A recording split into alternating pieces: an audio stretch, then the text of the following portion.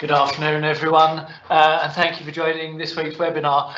If you're expecting Angela and Jackie today, I'm sorry to disappoint you. You've got me instead. They're going to be back next week, and so I'm stepping in for today. We're going to be doing things in a bit of a different format today, and that's not just necessarily because I'm not used to hosting these things and I might get it a bit wrong at different times. So please excuse me if I do that, but I'll explain the different format in a moment. Just before we go into the session though, you'll all know that it's been a year today since the government announced its first lockdown, and it's been a really tough year. It's been a really tough year for most of us. It has been a year in which we've done some amazing things, and some of you have done some really amazing things during the course of the year. A lot of you will have taken part an hour ago or half an hour ago in the minute's silence, or the minute's reflection. And I had a bit of a reflection time today about some of the things that we've done in the trust and in the NHS over the last year, and I'm not going to try and list them all because please excuse me, I'll give a couple of examples and I won't cover everyone, so please excuse me if you're one of those people that's done amazing things, or your team has, and you don't get a mention. But I did just want to mention it's been a year since we set up our mental health crisis assessment service at St Pancras as an alternative to for people with mental health needs, as an alternative to them going to local A&Es or emergency departments. It took us 10 days to set that up, from thinking about it to getting that service running. It was really an amazing thing to do.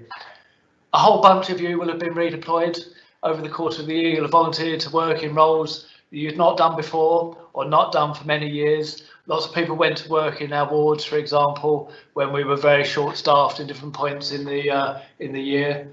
Our ward started to do some quite different things, and a number of our different services do. So we started to offer very different levels of physical health care to help care for people with COVID and other physical health conditions, to try and keep them out of acute hospitals. Our community services have tried to outreach to some of our more vulnerable service users and patients in really kind of active and proactive ways to support their health. And for example, our iCope services kind of reorientated what they did quite quickly at the beginning of the pandemic to offer kind of open access, short advice sessions to local residents who were very anxious during the first lockdown. And I know as well, because we often talk about all of our clinical staff, but some of our corporate staff have done some amazing things as well. I know our IT colleagues, for example, have often worked around the clock to try and help us shift towards a lot more remote working, provide the kit and the various bits of infrastructure to help that work. So people really have done amazing things over the last year, not just in response to COVID. We talked last week at the webinar around the developments in our community services, which I've been hearing again over the course of the last week, have been really moving at pace. So fantastic work that everyone's done over the last year, and I can only thank, I'm in admiration for all the work that colleagues have done. I can only thank colleagues for all the work that they've done over the last year. But I think it is important to recognise as well, for all of us, for a number of, it's been quite a difficult year. We shouldn't underestimate the effect that it's had on many of us and on our friends and family. It's psychologically very difficult for all of us, and for people in society, being part of being involved in a lockdown and not be able to go about our kind of normal everyday business. I think particularly in the NHS, a lot of us have worked incredibly hard over the last year and are probably a bit worn out as a result of that. I mean, the morale is quite good in the trust, but people are tired and physically tired as a result of that.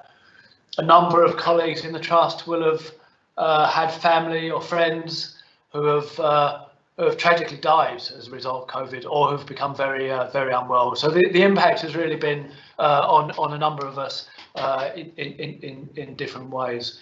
I think we've tried as a trust to have much more of an emphasis on well-being over the last year. You will see Beverly, Dr. Beverly Flint's with us.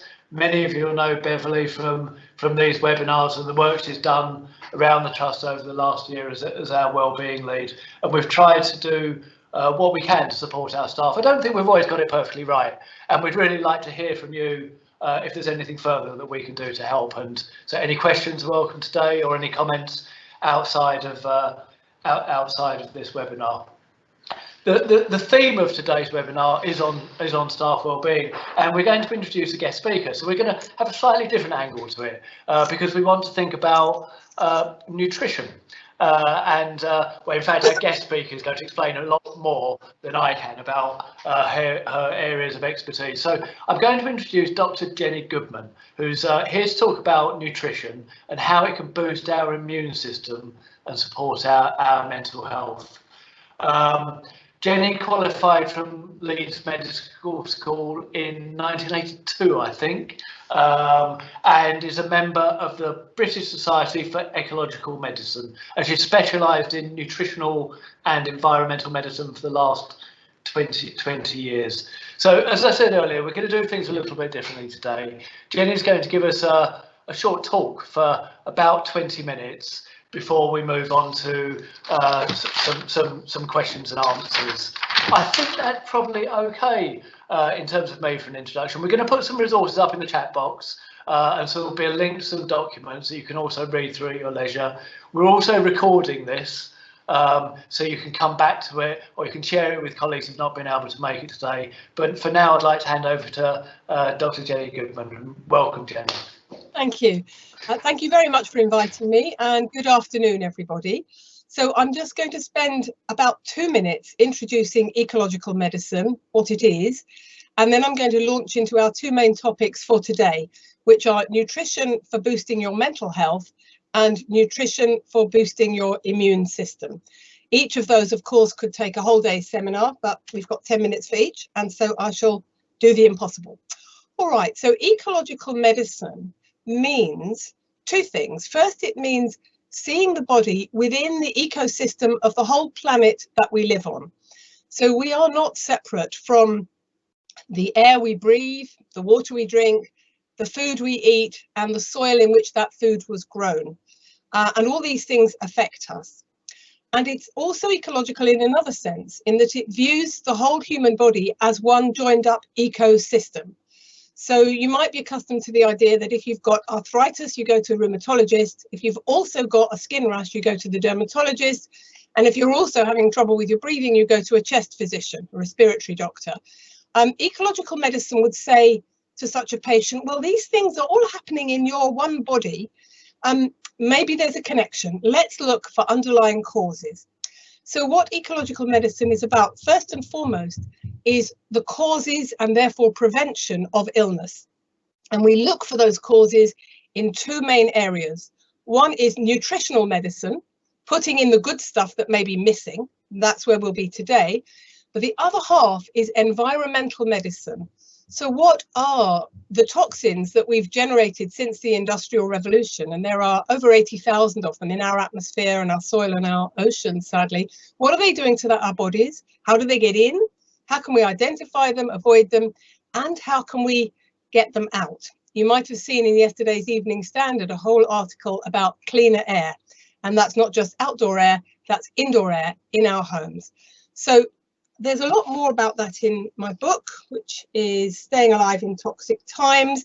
But we're not today going to be looking at the environmental side so much as the nutritional side, although they overlap because nutrition is a key way of dealing with the toxins that might have found their way into our system.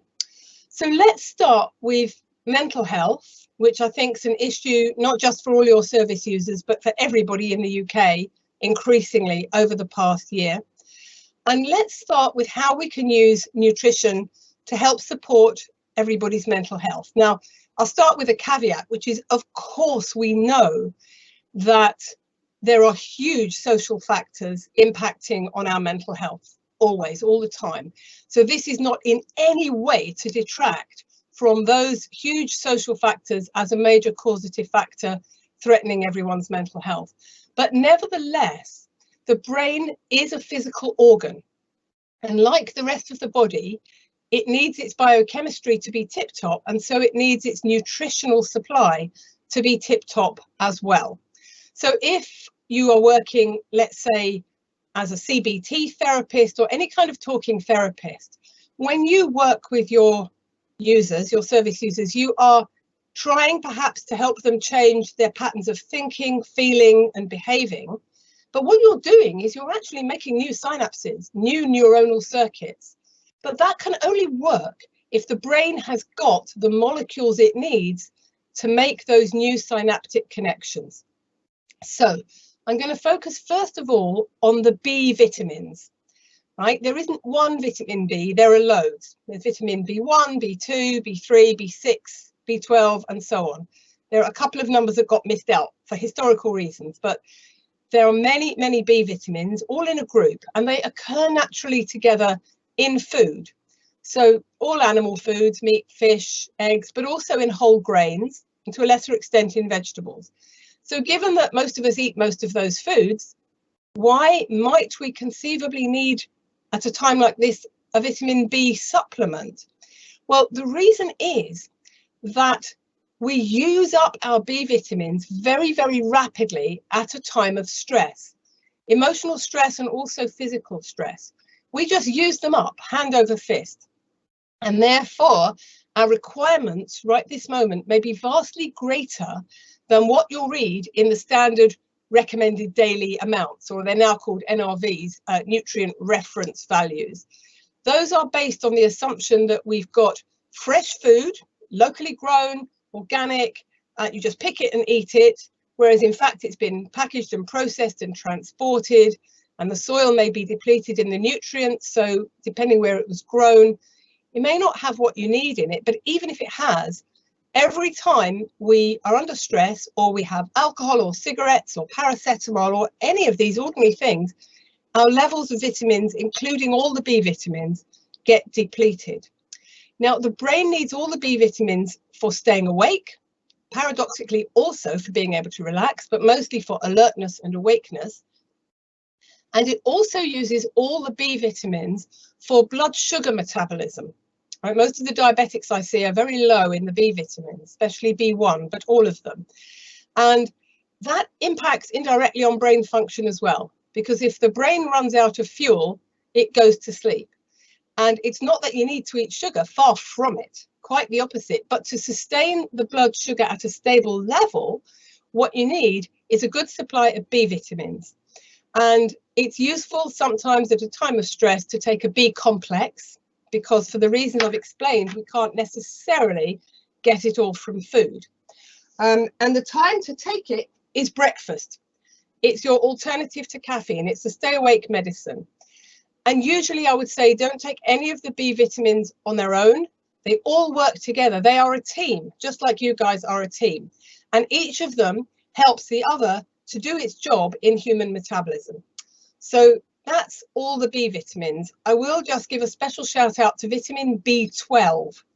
B12, because the older we get, the more of it we need, and the less of it we're able to absorb from the stomach. So anybody with anything neurological or indeed neuropsychological over the age of 50 is likely to need a B12 boost.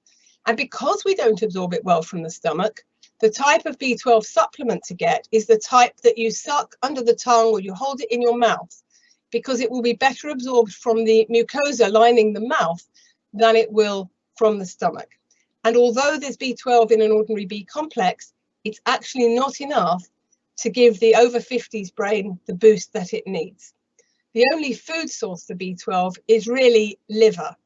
And I would just say, if you are going to eat liver, please make sure it's organic, because the liver is the detoxification organ of us and of any mammal we might eat.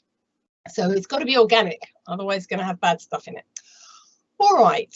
So the next nutrient that I want to talk about that's crucial for mental health is magnesium. It's not a vitamin, it's a mineral.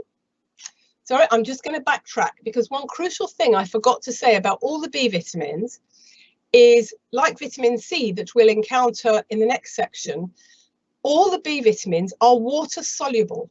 You pee them out every day. You pee out whatever your cells can't use in the moment. And that's very important because it means you can't overdose. There's really no upper limit. Okay, on to magnesium. Magnesium is a mineral that we need in large amounts. It's not a trace mineral like the trace minerals I may mention later, like zinc, selenium, iodine. It's as important as calcium for your bones. And there's always a balance the body keeps between calcium and magnesium. Most of us have got too much calcium and not enough magnesium. And it's part of at least 100 enzyme reactions in the body. But where it's crucial for mental health is that both the brain and the muscles require a good level of magnesium in order to be able to relax. And with the muscles, it's quite physical. I don't know if you remember biology GCSE, or if you're as ancient as me, biology O-level, but you learn about the different type of muscle fibers that slide in and out of each other. Now, when you contract a muscle, you make it tight, the fibers go into each other and they are held together by calcium. When you stretch or relax a muscle, those calcium bonds between the muscle fibrils have to be broken, and they can only be broken by magnesium, displacing the calcium. So literally, to stretch a muscle without injuring it, to relax a muscle, you've got to have really good levels of magnesium, especially if you're an athlete, but even if you're not. Now, the problem is we pee out magnesium, again, when we're under stress. It's an evolutionary glitch. We don't know the original reason for it, but it's not helpful. So magnesium is in green leafy vegetables. Okay, eat your greens. Your grandma was right about that for lots and lots of reasons, but one of them is magnesium. So green leafy veg, both raw and cooked.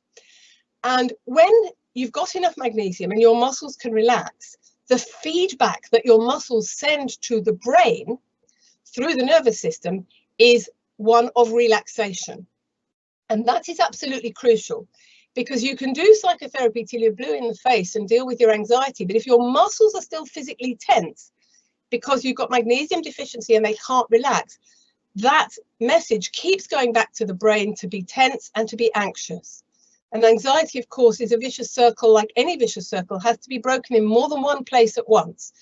So yes, psychology, CBT, talking therapies, but also really good doses of magnesium to enable the muscles to relax and therefore enable the mind to relax, both directly and by feedback from the muscles. Now, it's almost impossible to overdose on magnesium. I've never seen a case of excess magnesium in 21 years, but I've seen deficiency in almost everyone, including children.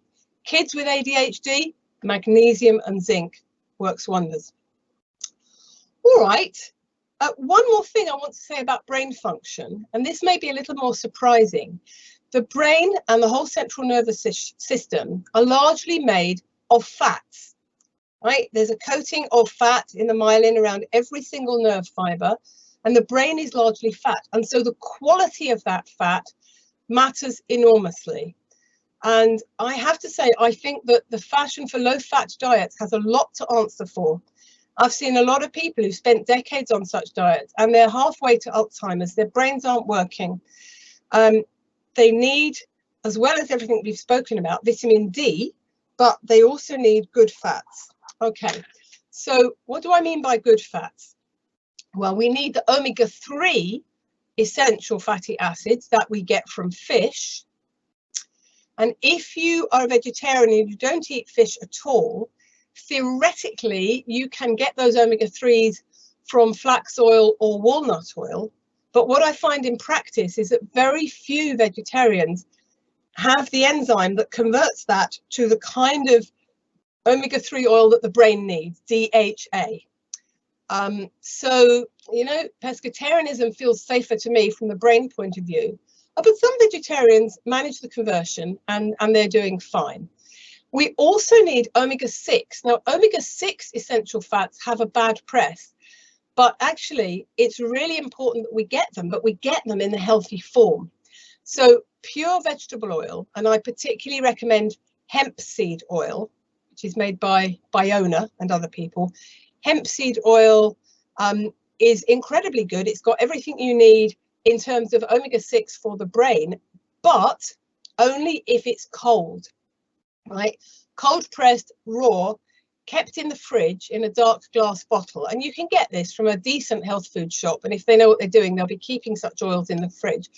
The point about these is that they're really good for your cell membrane structure, as is the fish oil, so long as they're cold. Once you heat them, you turn them into trans fats, which are toxic for the brain and actually for all the cell membranes of the body.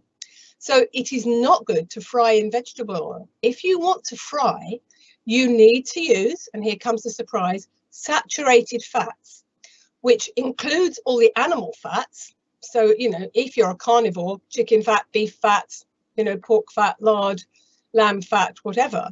But if you're not, there is a vegetarian fat that is saturated, and that's coconut oil, and butter also. And the reason for cooking in those saturated fats is that heat does not damage them. Heat doesn't destroy them. And so they don't turn into trans fats, which are so bad for the brain, the mental health, and the cell membranes throughout the body. Okay, in a minute, we'll be moving on to talk about how you can use nutrition to support your immune system.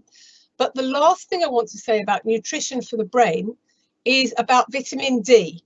And the reason that I've left it till last is it's going to come up again in a minute when we talk about supporting immunity. Vitamin D3 is something that we and other mammals have had in our system for millions of years. And the natural way we acquire it is to make it from sunlight. The action of the sunlight on the skin. You know, in this country, it's May, June, July, August, September, when there's enough sunlight to make a difference. But I will state the obvious here. It will only make vitamin D in your skin if you are outdoors with enough skin surface exposed to the sun. Okay, there's a lot more in my book about the argument about, oh dear, but sunshine may cause skin cancer. No, it doesn't. Sunburn may contribute, but graduated, sensible sun exposure is essential for health, is a very strong anti-cancer factor, and none of us are getting enough of it. And it is very significant, I think, that this pandemic hit at the end of a British winter when all of us were low in vitamin D, unless we'd been supplementing, but Black and South Asian people would have been trebly low in vitamin D because they need more sunshine to make a safe amount of vitamin D. And I feel very strongly about this. I've made a very short video about it, which you can see. We need the sunlight, by the way, not only to make vitamin D, but also to stimulate the pineal gland in the brain to let us know that it's daylight, it's morning, to be alert, awake, and happy. If you're looking at a bright blue screen last thing at night, your pineal thinks it's daytime, and that will interfere with you getting to sleep. Okay, so vitamin D, although we call it a vitamin, it's actually a hormone, and it's actually a steroid hormone. Therefore, it is anti-inflammatory. So it's anti-inflammatory. It's also crucial for brain function. And when I see young men with depression and little old ladies with dementia, I find their vitamin D level is in their boots, sometimes almost unmeasurable. It should be between 75 and 200, and I find it 5 or 10, and nobody can be healthy like that. All right, so it is not just about preventing rickets. Yes, you need it for your bones, but the level that you need to prevent rickets is not high enough to ensure your mental health and your immune function. Okay, so in cases of depression, check the vitamin D. And in cases of memory loss, check the vitamin D. So your brain needs it, and now moving on, your immune system needs it as well. And it does several things for the immune system. It stimulates the white blood cells, which are the immune system, to make antibodies and to engulf invading bacteria and cancer cells, so to do the job that the immune system does. But it also stops it going over the top. It calms it down, it regulates it. So you will know, tragically, of people who've been in intensive care with COVID, and what actually kills people is called the cytokine storm. And that's the immune system's chemical messengers going over the top and not pressing the stop button. Now, the immune system has a go button and a stop button. And what vitamin D3 at good levels does is it keeps the balance between the two. So your immune system fights hard enough to kill the invading virus or bacterium or cancer cell, but not so hard that you go into major body-wide inflammation. So sunlight is crucial, vitamin D is crucial, and the levels that we need are actually far higher than the levels we have been told that we need. Now, the immune system also needs vitamin C, and the amount that we need varies hugely from individual to individual, and it also depends on what's happening in your life. So, as I explained earlier with all the B vitamins, vitamin C is water soluble. You pee it out, whatever you can't use in the few hours after taking it, and of course that's eating your fresh raw fruit and vegetables and or taking a vitamin C supplement. Whatever you can't use, you pee out. So you can't overdose, but a few people when they take a high dose get the runs, and this is very, very individual. So at the back of my book, I've got a chart explaining how to build up your vitamin C dose for immune support and for many other purposes as well, like detoxification and dealing with bowel problems, to build it up very gradually so you discover your own personal bowel tolerance.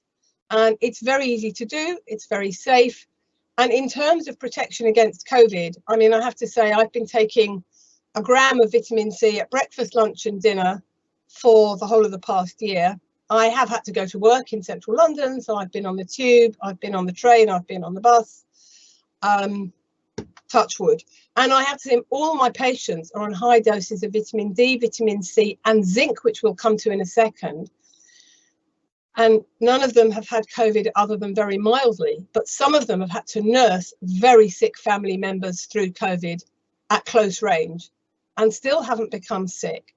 So vitamin C is wonderful, and research about it goes back to the early 70s with Linus Pauling.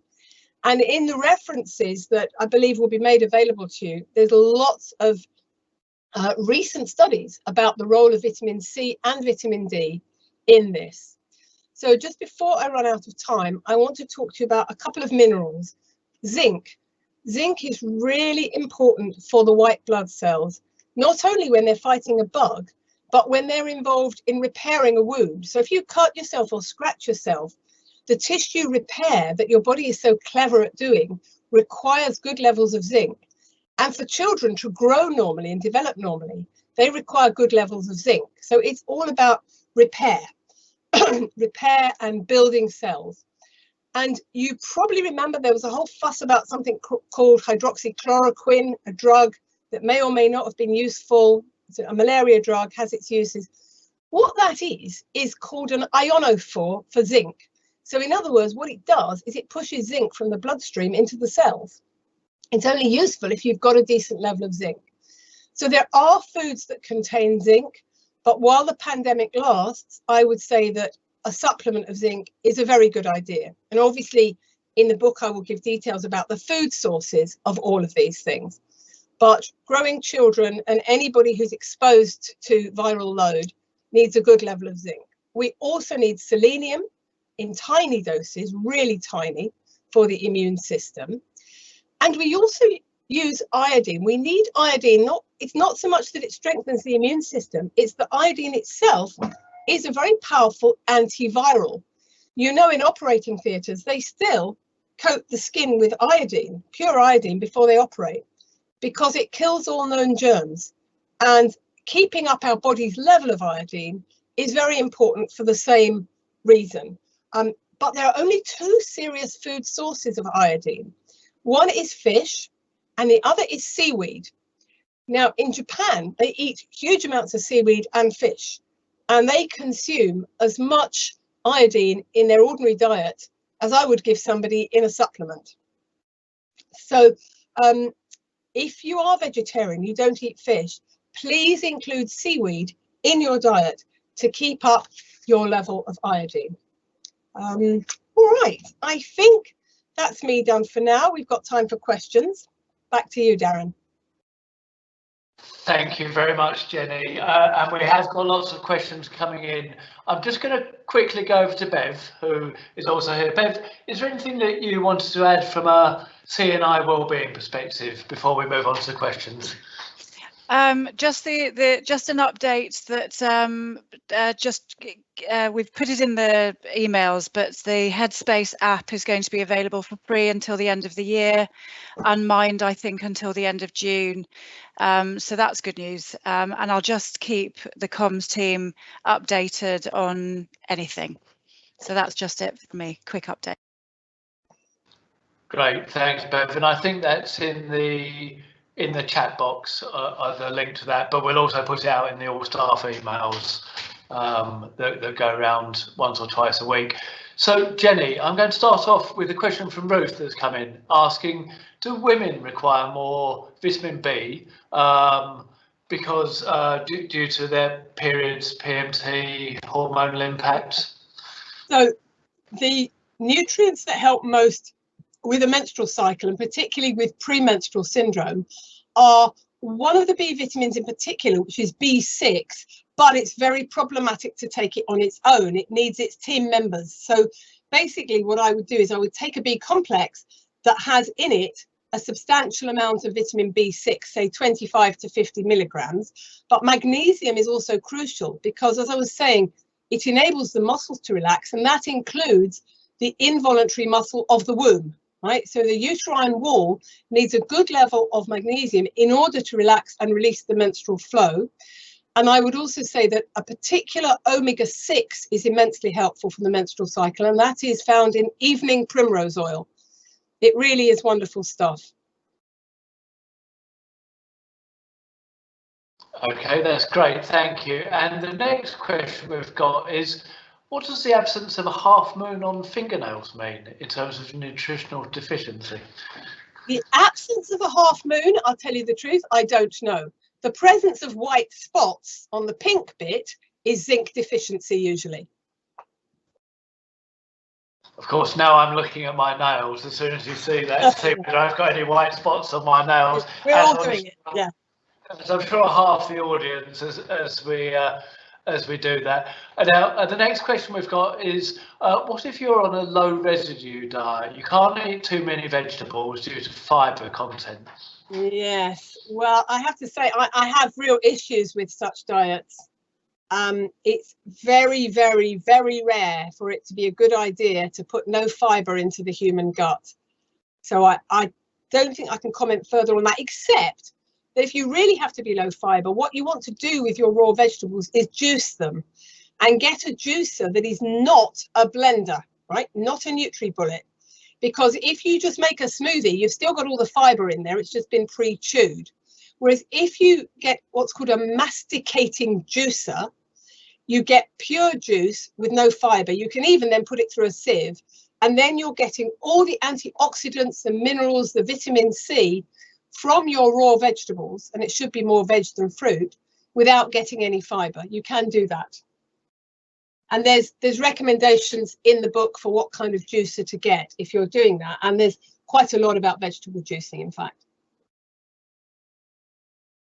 That's great, thanks. Now, I'm going to try and merge a couple of questions and one that was asked earlier as well, which is about vitamin supplements. So we've got one question saying, how much vitamin D do you need in a tablet form per day? Another question that says, as British people, and particularly for older adults, how much vitamin C and vitamin D should we take to support our immune system? And then we had another kind of pre-question that was asked that, which is very familiar to lots of us, that said, what do we need to take in terms of supplements generally? There's so many different supplements that you might consider taking. They can be quite expensive. Yes. Are they just a waste of money if you eat a good and balanced diet? Okay, I'm going to take that last question first because it's incredibly important. You go into a health food shop or a supermarket or a chemist and you are completely baffled by hundreds and hundreds of things in a row. I have to tell you, I'm afraid, I think 90% of it is junk. And you can confirm that if you go in there with a magnifying glass and read the ingredients list. And in fact, it was my passionate about this. That's part of the reason I wrote the book. And I have to tell you, the whole of chapter 6, which is the shortest chapter in the book, is devoted to this very question, because a lot of supplements are full of rubbish, and a lot of them have got stuff you do not need: additives, fillers, binders, thickeners, emulsifiers. And what you want is lots of vitamins at a good dose, lots of minerals at a good dose, and virtually nothing else. There are maybe 3 or 4 brands in the UK that give you that, and the publishers did persuade me to name them, so I've put them in the book. But take your magnifying glass, and if there's a load of names that are not the name of a vitamin or a mineral, then it's rubbish. And it has to be said, there's no such thing as a free lunch, and you do get what you pay for. So if it's cheap, it's probably not very good. I tend not to go to the chemist or the supermarket. I would go to an independent health food shop that is not just selling its own brands, but is selling a variety of brands. And if you're looking them up on the internet, always look at the ingredients list, right? You want, in terms of dosage, vitamin C, I mean, ideally a whole gram at each meal, but for some people that will be too much. And as I said, describe in the book how to build up your dose very gradually to get to the maximum dose that your body is happy with. With regard to vitamin D, it depends on your starting level, and GPs, of course, should be checking everyone's blood level of vitamin D all the time. It's easy to do. And, you know, in a psychology department, everyone needs their vitamin D checked. But I would say at the moment, at least 2,000 international units every evening with dinner. The reason I'm saying dinner, not breakfast, is because it's better absorbed in the evening, but also for another reason. If you do go out in the sunshine, you want your body to make vitamin D in the skin. How it works, by the way, is it's turning cholesterol into vitamin D. That's the best way to lower your cholesterol, sunbathe. But it won't do that if you've just had a vitamin D supplement for breakfast, because your blood level will be high, so the body will think it doesn't need to. So save your vitamin D supplement, 2,000 IU, for the evening, and then as soon as it's bearable and not too cold, when the sun's shining, go outside with your sleeves rolled up and a short skirt or shorts on, because it's much better that we make it from sunlight. So I would say that the dose of vitamin D depends on the time of year. So now I'm just suggesting people drop from 4,000 IU every evening to 2,000. And we shouldn't need any at all in June, July and August. But if you're going to get it measured now in the spring and then again in the autumn, because the level should be between 75 and 200. If I find it's only 75, but I'm measuring it in April, I'm not too worried, because this person's going to go outside and get sunshine on their skin. But if I find it at the bottom of the range in October, then I would start supplementing pronto, because in the UK, we ain't going to get no more sunshine from October through to April. Not enough to make a difference.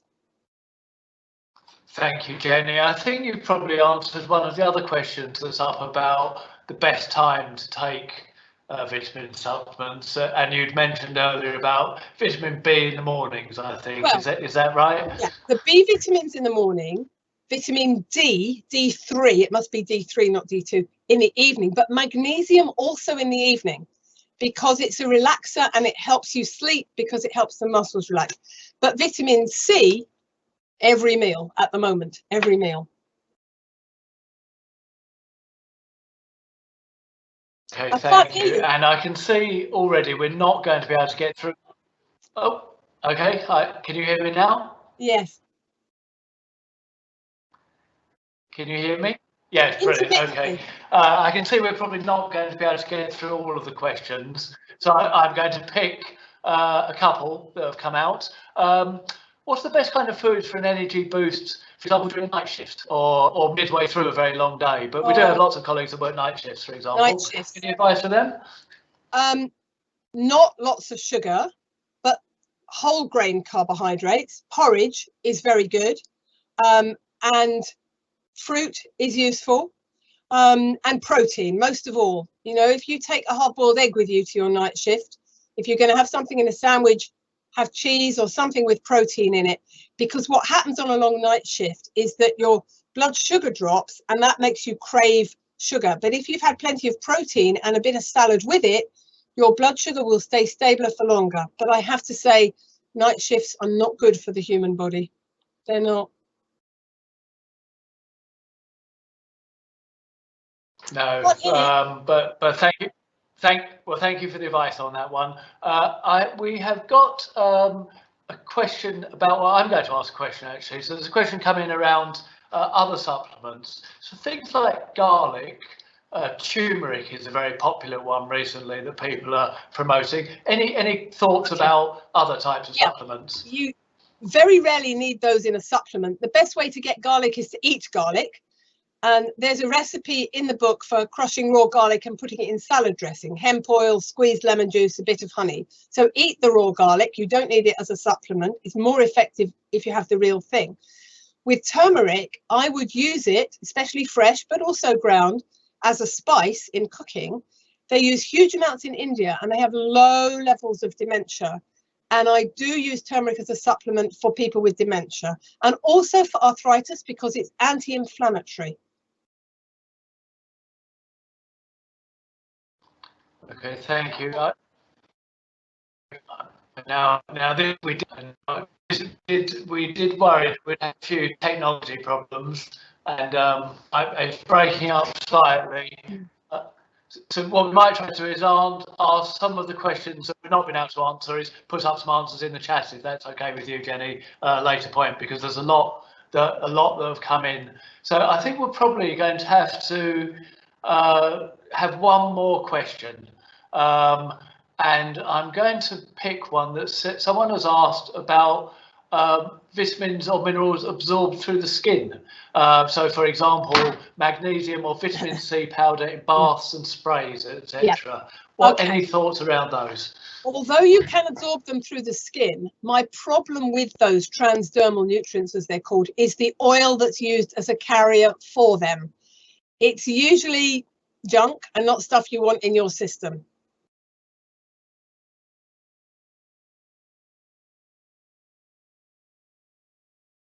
That was a very short and sweet answer. So it's left time for one more question, I think, which we've got a question about. I can promise this isn't from me. I'm young, a male, and I'm developing bald patches on my head. I'm obviously quite old, a male. Do you have any advice? Yes, celebrate it. Just celebrate it because it reflects that you've got really good levels of testosterone. Darren, if there are any other questions that we don't have time for, you're welcome to email them to me and I'll email you the answers and then you can share them with folk later on. That's fantastic. That's a great offer. Thank you very much. So we can collect all the questions that have come up in the chat box today. And if we might take up that offer if any other colleagues put in any other questions, and we can send them to you in one batch. But for today, I think we've probably come to the end of the webinar, and really I'd like to thank you for the information that you've shared with us today, Jenny. I found it really interesting. There's been lots of questions that have come up in the chat box, so I think a lot of our colleagues have found it really interesting and really helpful. We may well try and come back to this topic or topics like these in future webinars over future months. But for today, once again, I'd like to say thank you to everyone for everything that's been done over the last year.